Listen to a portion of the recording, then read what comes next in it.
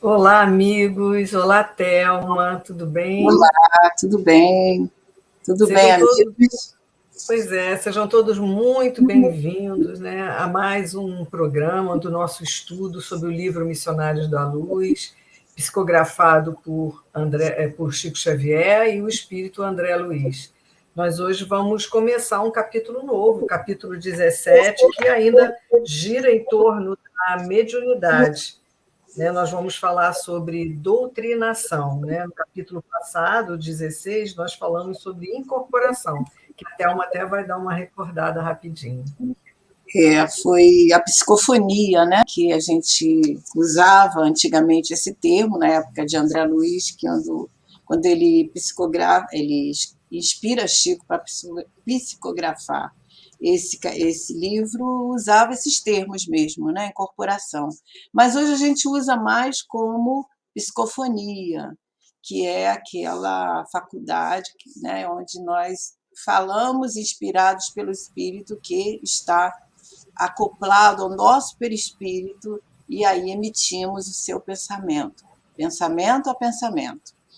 E hoje, Márcia, nós vamos continuar, mas o último programa foi aquele caso daquele rapaz, né, que estava no mundo espiritual, nas zonas mais inferiores, mas ele precisava comunicar com a sua família, né, porque os familiares assim ansiavam, e foi permitido, mas não foi muito feliz porque as pessoas que estavam ali na reunião, aguardando a comunicação, estavam mais preocupados em julgar, né, sobre o que estava sendo dito, para a veracidade, né, daquele que estava querendo ser reconhecido, e a mensagem mesmo não foi absorvida, né?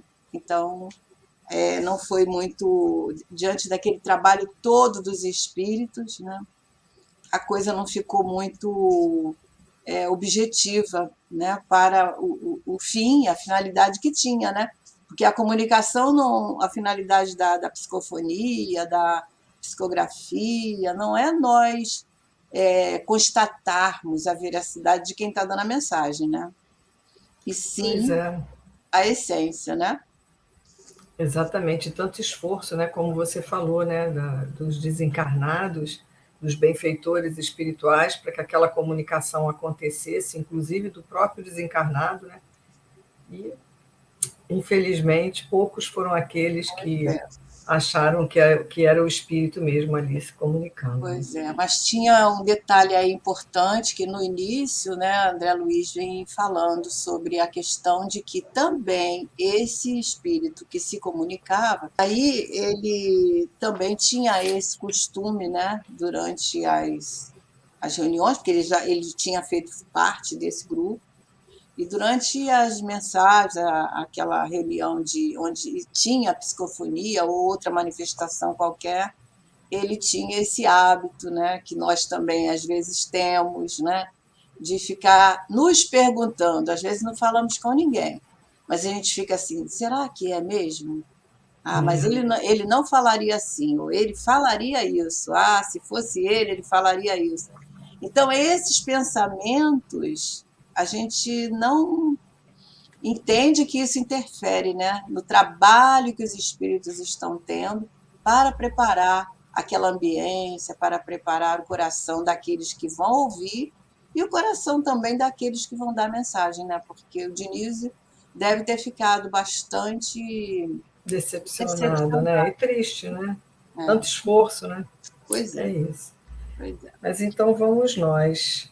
E é isso. Então, hoje a gente vai continuar, né, falando de mediunidade. Aliás, esse livro tem muito sobre mediunidade, né? E hoje a gente vai falar da doutrinação, né, que é a questão da evangelização, do esclarecimento, que os médiuns, que aquele médium que tem essa função na reunião, a tarefa que ele tem, né, de esclarecer aquele espírito que está dando a comunicação.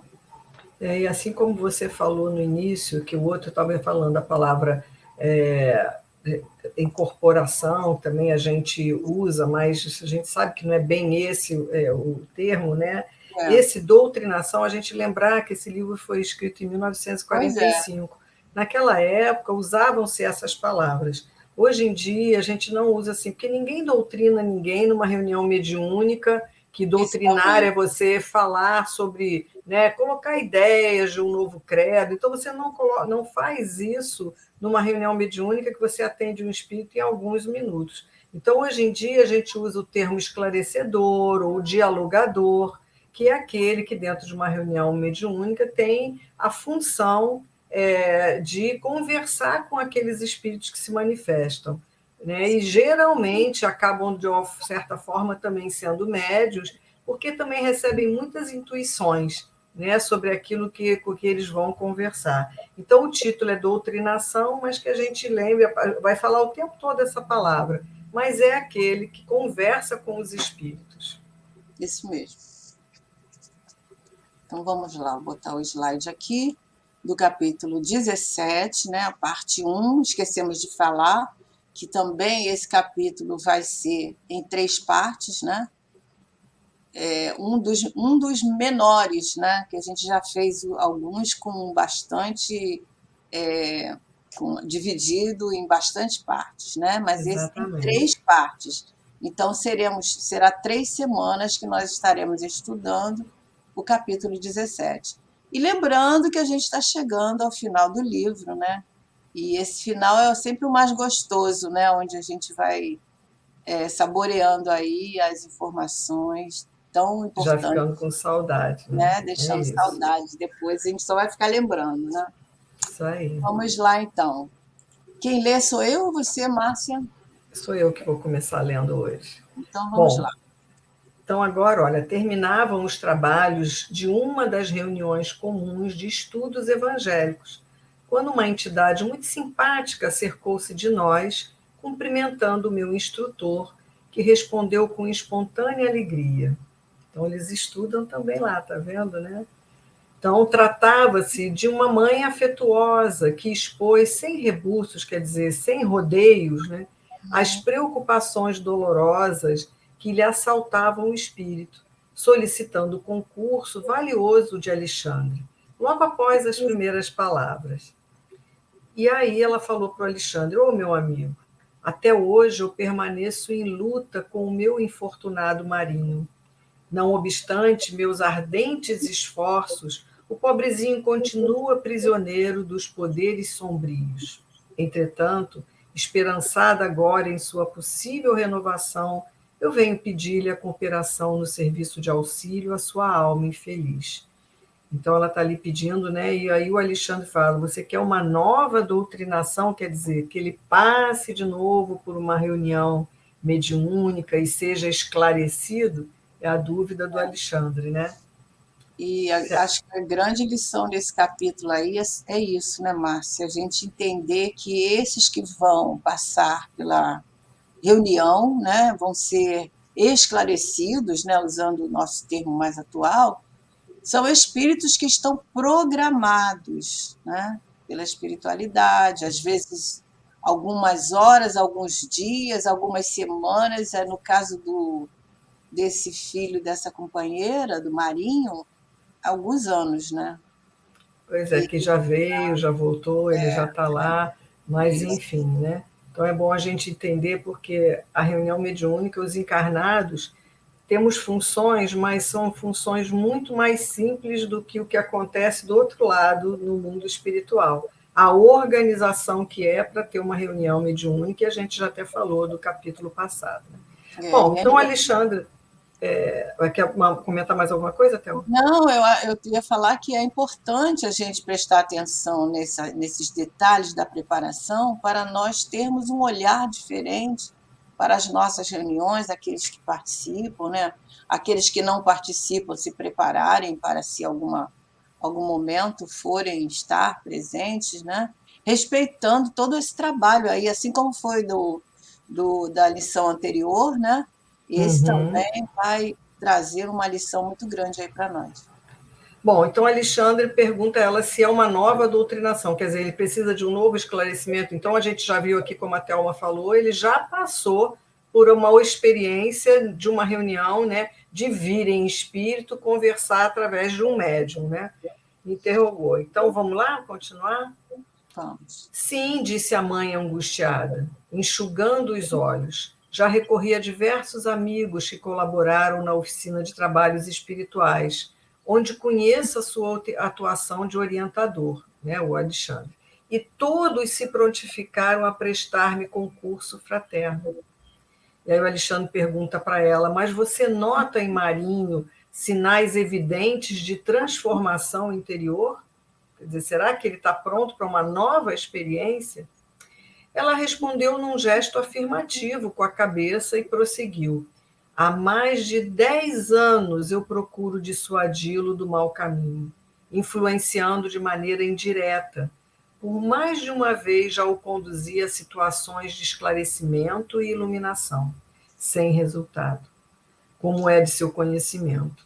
Agora, porém, observo-lhes as disposições algo modificadas. Não sente o mesmo entusiasmo ao receber as sugestões malignas dos infelizes companheiros de revolta e desesperação. Sente inexprimível tédio na posição de desequilíbrio. E, vezes diversas, tenho tido a satisfação de conduzi-lo à prece solitária, embora sem conseguir furtá-lo ao fundo de rebeldia.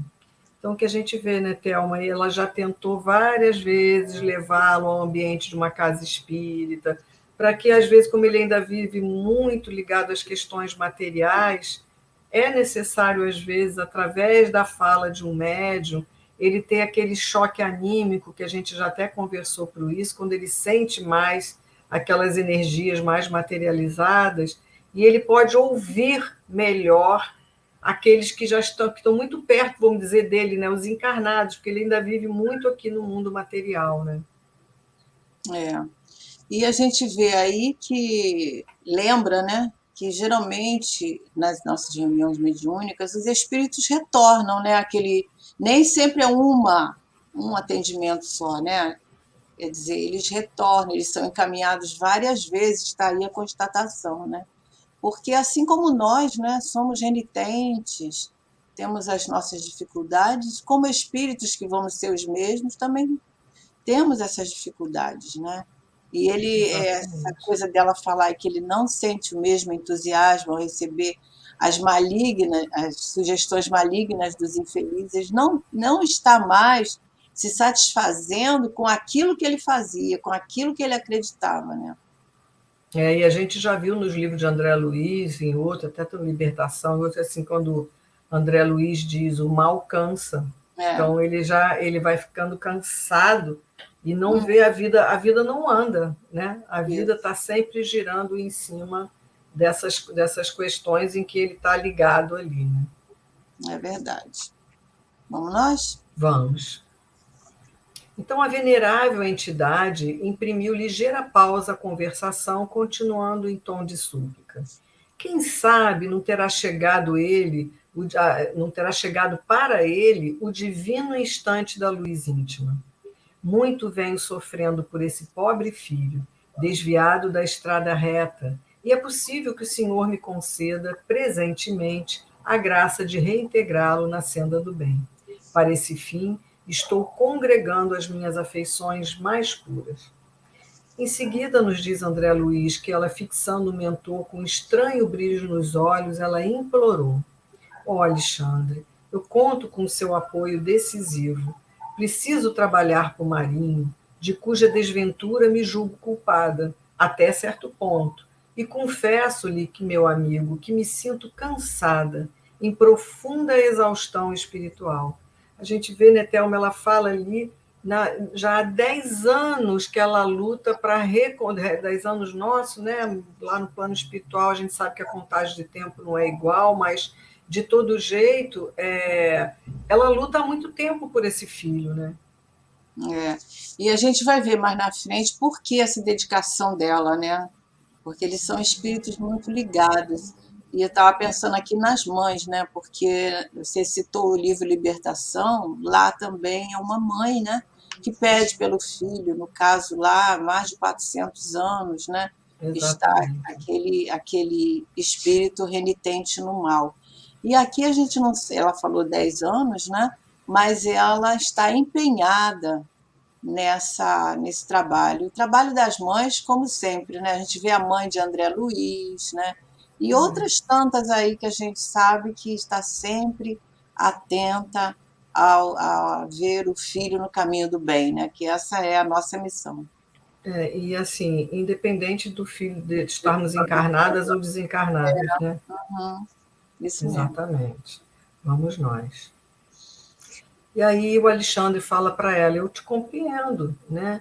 Compreendo a luta incessante para arrebatar um coração amado, prisioneiro das trevas. Dá para esgotar a qualquer um de nós. Mas tenha calma, porém. Se Marinho permanece agora entediado diante dos companheiros de criminoso desvio, então será fácil ajudar-lhe o espírito, recolocando a caminho da verdadeira elevação. De outro modo, não me abalançaria ao concurso ativo. Confie em nossa tarefa e façamos por ele o quanto estiver ao alcance de nossas possibilidades. Tudo está pronto no campo preparatório? Né? E a Alexandre pergunta se ela já está organizando esse evento. Né? Ela diz que sim. Alguns amigos me auxiliarão a trazê-lo, enquanto outros se encarregarão de ajudar Otávia, encaminhando convenientemente o assunto no agrupamento. Pois bem, concluiu Alexandre atencioso, na noite aprazada eu estarei presente, cooperando a favor dele quanto seja possível. E aí a gente lembrar aqui que Otávia é a mesma médium do capítulo Estou anotado. passado, que Uhum. recebe o Dionísio, então eles vão participar da mesma reunião O mesmo mediúnica, grupo, né? no mesmo grupo mediúnico, para tentar ajudar agora o Marinho. Naquele movimento ali, né, devia haver muitos espíritos, né? E André Luiz vai aproveitando para trazer as lições e o aprendizado a ele próprio, né? Que a gente lembra que ele está aí para desenvolver esse aprendizado nas reuniões mediúnicas, né? Nos É. atendimentos. A gente depois até no final ele vai falar, né, de quantos serão atendidos, mas a gente sabe Uhum. que os médios que têm a possibilidade de visão, veem que a sala fica lotada de Pois é, espíritos, mas só um número pequeno se manifesta. Mas toda a ajuda que é dada a esse é dada a todos os outros que estão ali todos também. recebem, né? Exatamente. Às vezes a conversa que se está tendo para um está servindo para todos os outros Uhum, também. uhum, uhum.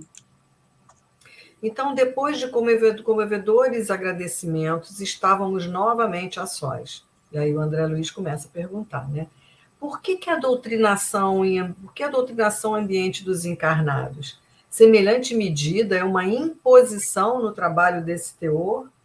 Aí o Alexandre explicou para ele: não, não é um recurso imprescindível.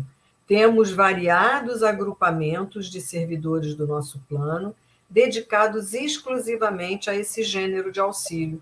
As atividades de regeneração em nossa colônia estão repletas de institutos consagrados à caridade fraternal, no setor de iluminação dos transviados. Os postos de socorro e as organizações de emergência nos diversos departamentos de nossas esferas de ação, contam com avançados núcleos de serviço da mesma ordem. Em determinados casos, porém, a cooperação do magnetismo humano pode influir mais intensamente em benefício dos necessitados, que se encontram cativos das zonas de sensação na crosta do mundo. Então, aqui a gente vê que André Luiz pergunta, quer dizer, para a gente ajudar um desencarnado tem que ter sempre uma reunião mediúnica e uma incorporação, uma doutrinação, quer dizer, um esclarecimento. E o Alexandre fala que não. Imagina, nós espíritas somos um percentual tão pequeno aqui no Brasil e todos têm tantos outros credos. Como é que seria isso, né? Não é? Então ele está explicando a ele que não, que tem outras formas de atendimento, né? E também é para a gente lembrar que essa doutrinação, no caso, esse aprendizado, que cada reunião é um aprendizado, ele não é para os desencarnados somente, principalmente para nós, né? Porque Ele vai até falar, né? porque muitos de nós pensamos, né, que a mediunidade, o exercício da mediunidade, a educação da mediunidade, né, é para nós fazermos caridade. Não é para isso. É para nós nos auto-evangelizarmos, né? Né, Exatamente. fazermos a nossa reforma moral com as lições que os amigos espirituais nos trazem. Né? Tem até uma fala do espírito. Eu comecei a falar, lembrei o nome. Como é que é?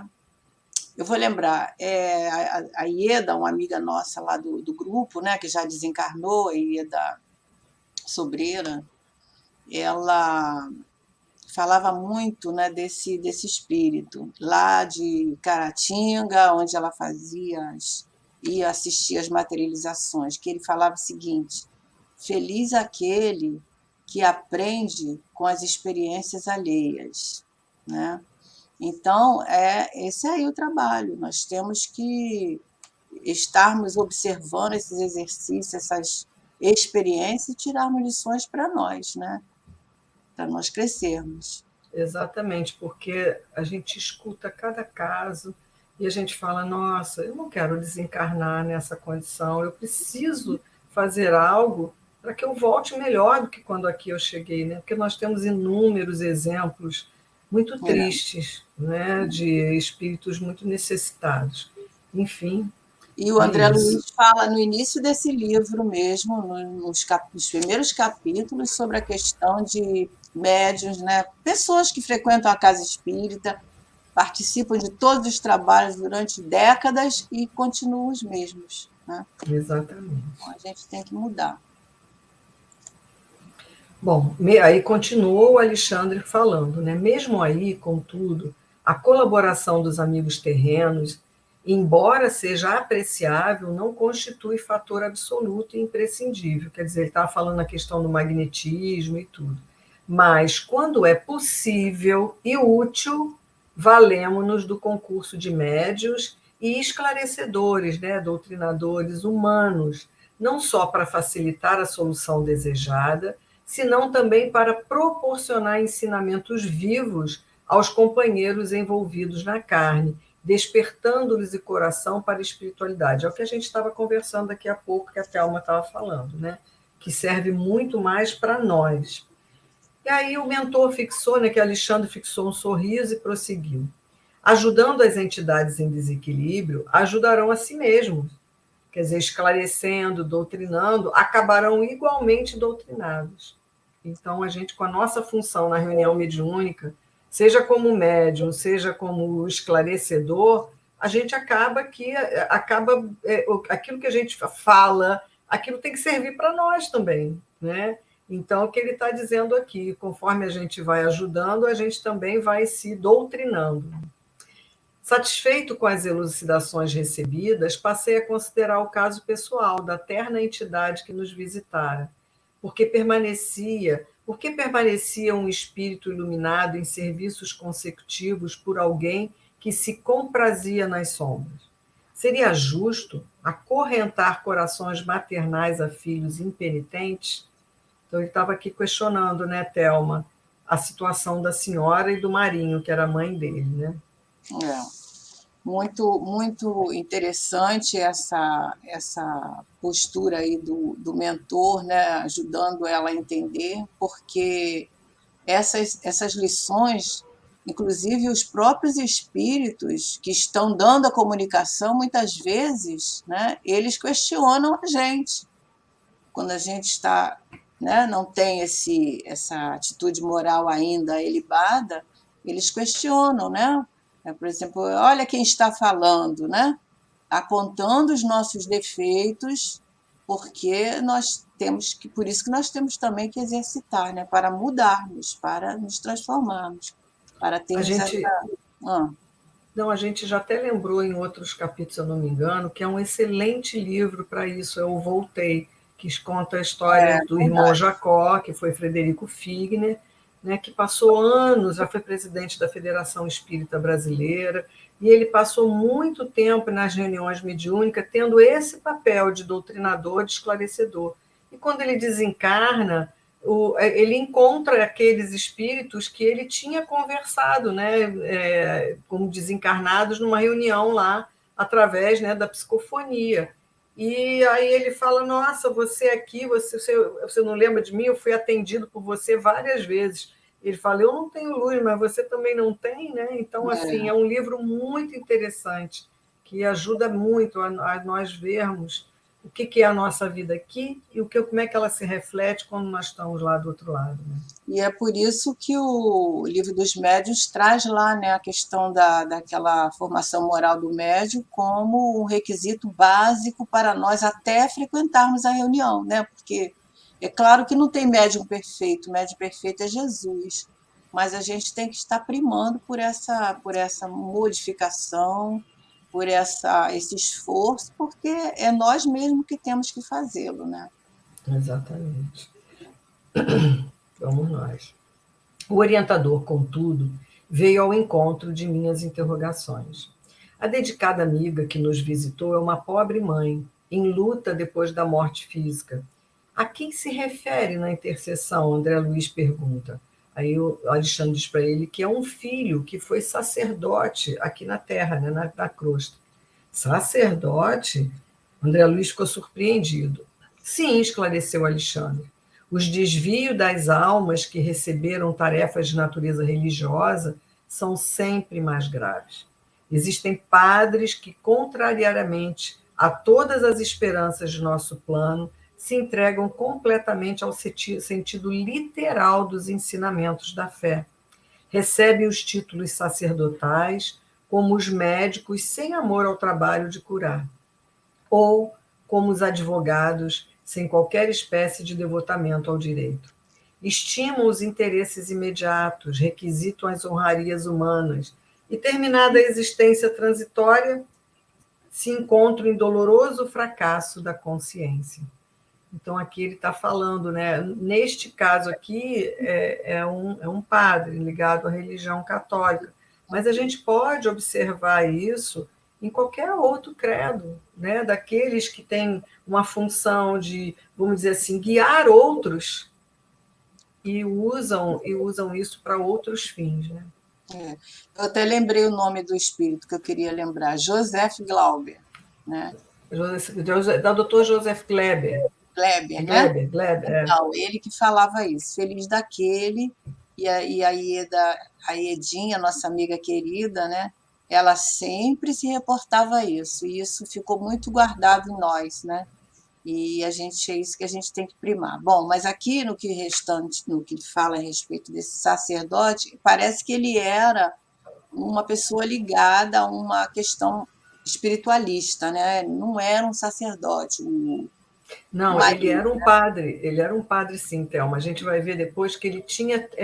Entendi. Reencarna, ele vai explicar. Não, ele era um padre, ele foi um padre. Ele fala aqui, ó, que ele é um filho que foi sacerdote na crosta, ele Pois foi é, padre mesmo. você vê, uma coisa é nós estarmos lançando as ideias, né, formando as ideias daqui, ajudando a formar ideias a respeito daquilo que a gente fala, daquilo que a gente que também é uma responsabilidade, né? Falo o que eu digo, mas não faço o que eu faço, né? Então, isso é uma responsabilidade grande. Mas esse de guiar almas, né, de trazer a ser aquele que vai guiar mesmo, é uma responsabilidade muito grande, né? E tem até um livro, doutor Manuel Filomeno de Miranda, né, que ele fala desses sacerdotes que tem no mundo espiritual, pastores, né, todos aqueles que são responsáveis por essa liderança, né? O que é um Uhum, pastor? O pastor vem das ovelhas, né? Por isso que Jesus é o nosso pastor, né? Então, exatamente. essa questão de ser um guia é muito importante, né? E essa Traz questão bastante também e da gente, das nossas interpretações das escrituras, né? também, Quando ele também. fala aqui, né, que recebem aqueles se entregam completamente ao sentido literal dos ensinamentos, não se aprofundam, né? E aí acabam se envolvendo nas questões mais de interesses imediatos, querem honrarias, e aí a gente... Né? E também a questão como de pregar uma coisa que na realidade não é, né? Por exemplo, a visão do céu, a visão do inferno, a visão do reino dos céus, né? Exatamente. Isso tudo traz para aqueles que veem assim literalmente esses ensinamentos uma ideia deturpada. Aí o que acontece? Quando chega no mundo espiritual, não encontram nada daquilo e se revoltam muito, né? E aí essa Exatamente. questão é muito séria. Se sentem enganados. Enganados, enganados. E aí se tornam muitas vezes obsessores, né? Exatamente. Vamos nós. Então, Alexandre continua.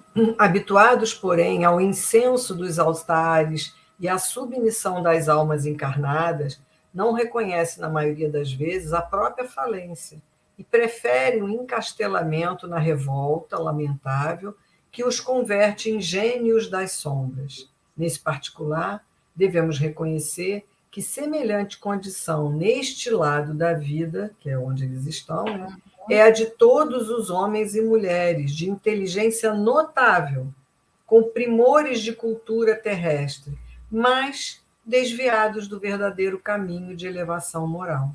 Comumente, as pessoas mais sensíveis e cultas criam um mundo que lhe é peculiar e esperam furtar-se à lei de testemunho próprio no campo das virtudes edificantes.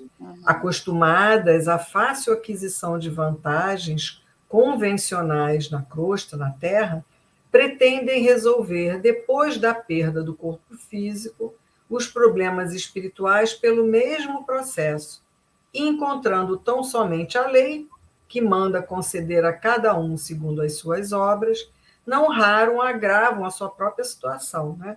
Internando-se no escuro país do desespero, onde se reúnem a inúmeras companhias da mesma espécie. É isso que nós estávamos, né, nos reportando. Exatamente. E você lembrou aí a questão do livro Libertação, né? O Gregório, ele também assambarcava, né, todas essas almas desviadas do bem, que estavam ali nessa sintonia da revolta, da questão da vingança, né? E formavam verdadeiras falanges, né? O nome não é espíritos trevosos, o nome não é falange, tem um outro nome. Se você lembrar, pode me corrigir. Aonde eram exercido todo esse poder, né? Agindo no mal mesmo, né? Exatamente. Julgavam as pessoas, né? Isso. Tinham todos uns julgamentos mesmo, né? Enfim, vamos nós. Dentre as criaturas, ele continua, o Alexandre está aí explicando bem a André Luiz. Dentre as criaturas dessa ordem, sobressai a elevada percentagem dos ministros de várias religiões. Então, ele não está aqui exclusivamente falando de católicos. Neste caso, por exemplo, ele era um católico aqui na Terra, né? Referindo-nos apenas aos das escolas cristãs. Verificamos que a maioria não pondera na exemplificação do próprio Mestre Divino. Cerram os olhos e os ouvidos aos sacrifícios apostólicos. Simão Pedro, João Evangelista, Paulo de Tarso, representam para eles figuras demasiadamente distantes. Apegam-se às decisões meramente convencionais dos concílios, estudam apenas os livros eclesiásticos e querem resolver todas as transcendentes questões da alma através de programas absurdos de dominação pelo culto exterior. Erguem basílicas suntuosas, olvidando o templo vivo do próprio espírito. Homenageiam o Senhor como os orgulhosos romanos reverenciavam a estátua de Júpiter, tentando subornar o poder celeste pela grandeza material das oferendas. Mas, ai, esquecem o coração humano, menosprezam o espírito de humanidade ignoram as aflições do povo a quem foram mandados servir. E cegos aos próprios desvios, ainda aguardam um céu fantástico que lhes entronize a vaidade criminosa e a ociosidade cruel. Nossa, quanta coisa aqui, né, Thelma? Pois é, como a gente sabe que ao desencarnar continuamos os mesmos, né? Vamos continuar, e com as mentes obnubiladas, nós vamos continuar no mundo espiritual agindo com o mesmo pensamento, com os mesmos valores, as mesmas crenças literalmente focadas nos títulos, né? No poder, e aí é uma situação bem drástica, né? E aqui, quando ele diz que eles cerram os olhos e os ouvidos aos sacrifícios apostólicos, né, dando como exemplo Simão Pedro, João Evangelista, Paulo de Tarso, que para eles aquilo ali é um exemplo muito distante, sabe? Um dia, quem sabe um dia vamos chegar lá, mas também foram pessoas simples, né, e que também se imbuíram das palavras do mestre para seguirem as suas vidas.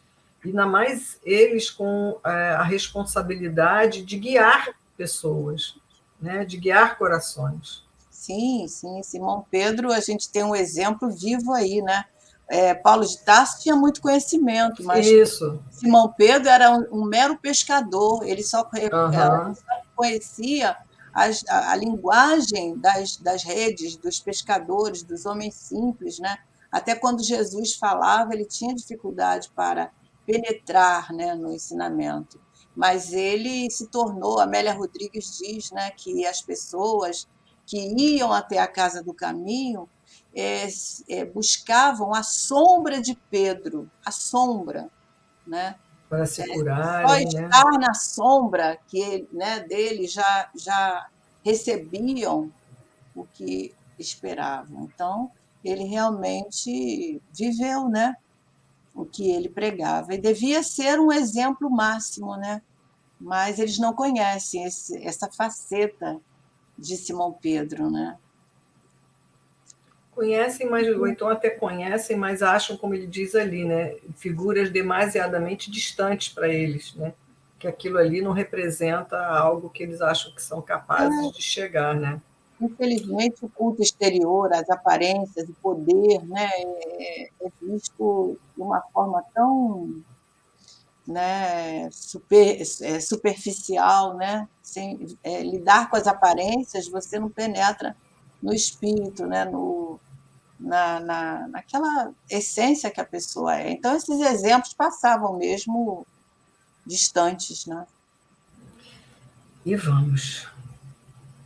Alexandre, nesse ponto das elucidações, como se fora chamado a meditações mais profundas, silenciou por momentos, mas aí depois ele continua. Para estes, André, a morte do corpo é um acontecimento terrível. Alguns enfrentam corajosos a desilusão necessária e proveitosa. Vou chegar lá e ver que não é nada daquilo que eles pensavam, né?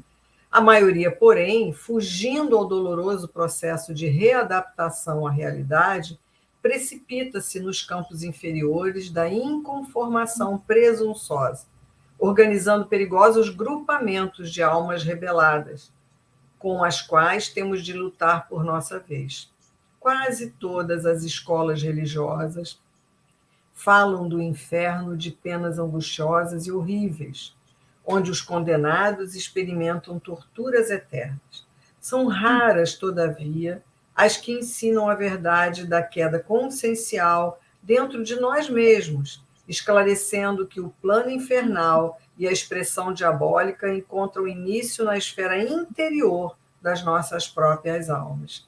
Quer dizer, então aqui ele analisando as diversos credos, que a maioria tem essa questão dos infernos e que são penas eternas, e que a gente sabe, a gente já conversou que tudo isso, como a Thelma falou, a gente desencarna e não muda de uma hora para outra. Isso tudo quando eles são mais, quando ele fala aqui, né, são pessoas um pouco mais maleáveis, elas começam a ver as verdades realmente acontecendo. E aí elas começam a tomar consciência daquilo que fizeram e que não foi legal, né? Essa queda consciencial aí é a queda que a gente sabe, né, que está aí em metáforas da queda do anjo, né? a queda onde nós nos deparamos com o mal que está em nós mesmos. Então, essa questão, ele diz aí, né, que são raras as religiões que pregam que essa queda está dentro de nós. Só nós podemos mudar, só nós podemos estar evitando, né, essa queda através desse esclarecimento aí. Como ele Então, diz, diga. não, pode Não, porque ele continuar. fala disso que você está colocando, que ele diz que alguns, quando chegam lá e veem que aquilo que ele fez aqui não é real, o que ele Uhum. acreditava, que muitos realmente até acreditam que seja Acreditam. desse jeito. Mas diz aqui, ó, corajosos, a desilusão necessária e proveitosa, através de tomar o contato com a verdadeira realidade, eles, então tá bom, então vamos mudar o meu rumo. Mas a maioria não, né? Como eu disse, revolta, ele já falou isso, né? E toma outras atitudes, é o que a gente estava conversando. É isso aí. O orientador amigo fez novo intervalo e, depois de pensar a sós durante alguns instantes, considerou: você compreende? Os que caem por ignorância aceitam com alegria a retificação, desde que se mantenham em padrão de boa vontade sincera. Os que se precipitam no desequilíbrio, porém, atendendo à sugestão do orgulho, experimentam grande dificuldade para ambientar a corrigenda em si mesmos.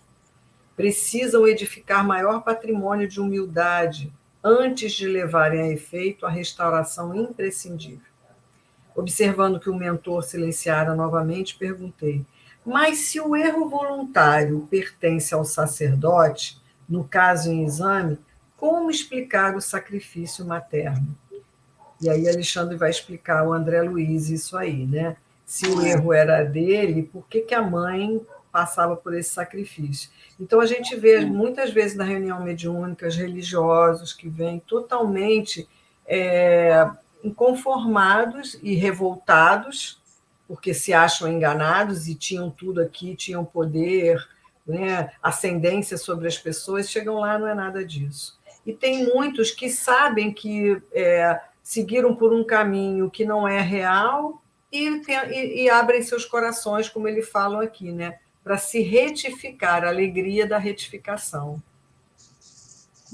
E outros revoltados, a gente vê, você está falando da reunião mediúnica, eles são muito inteligentes, de uma cultura, né, de um entendimento, sabem debater, sabem discutir, Uhum.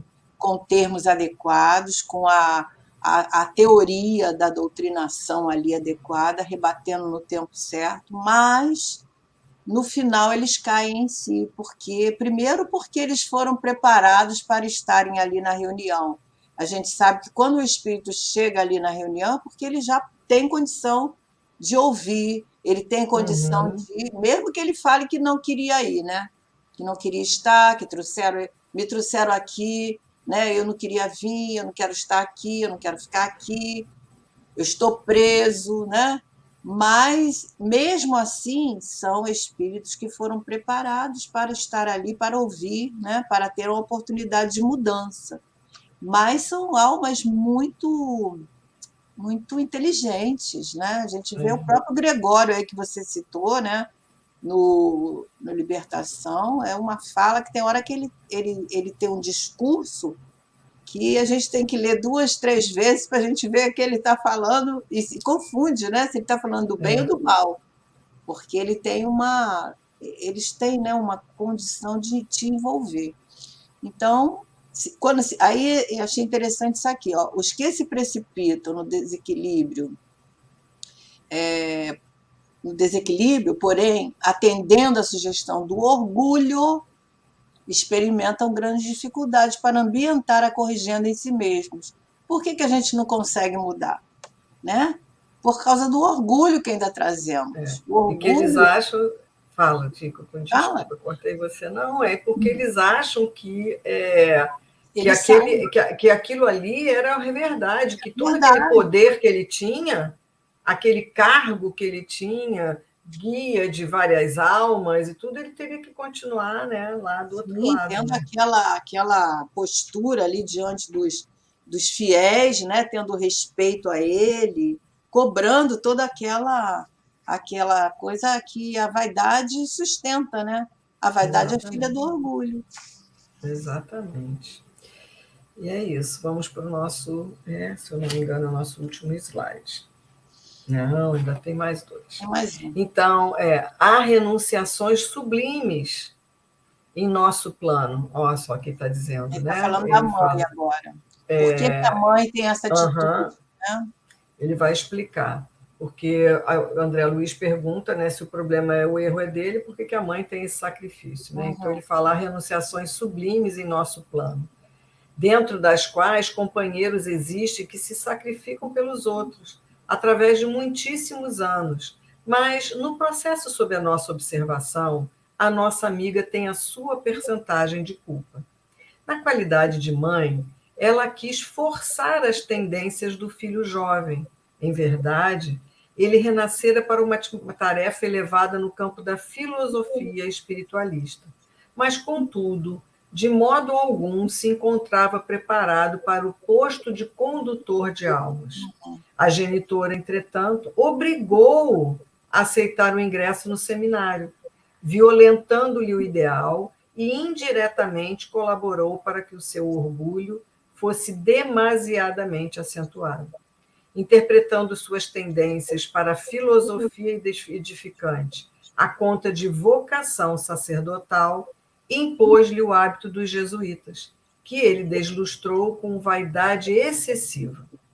Claro que a nossa irmã estava possuída das mais santas intenções, mas, todavia, sente-se no dever de partilhar os sofrimentos do filho.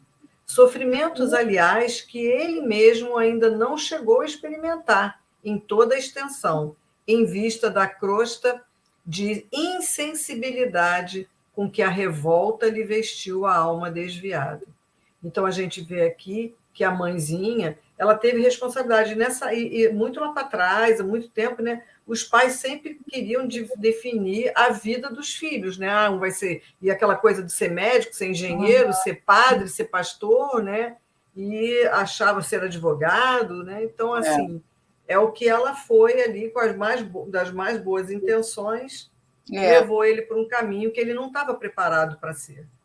por isso que eu tinha dito que ele não era sacerdote, mas eu esqueci desse detalhe, esse grande detalhe aí, porque ele deve ter sido preparado lá na preparação da encarnação para ser esse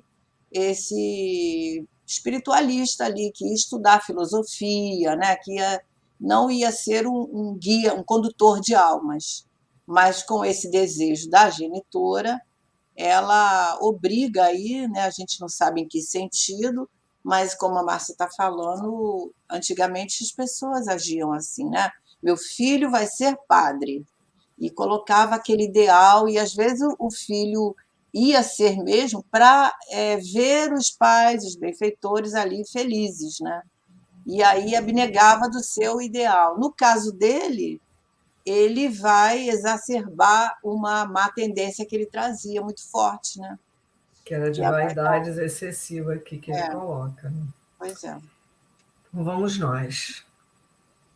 Por que Alexandre fizesse uma pausa mais longa, eu interroguei o André Luiz, né? Mas se o filho foi conduzido à situação difícil para a qual não se encontrava convenientemente preparado, será tão grande a culpa dele?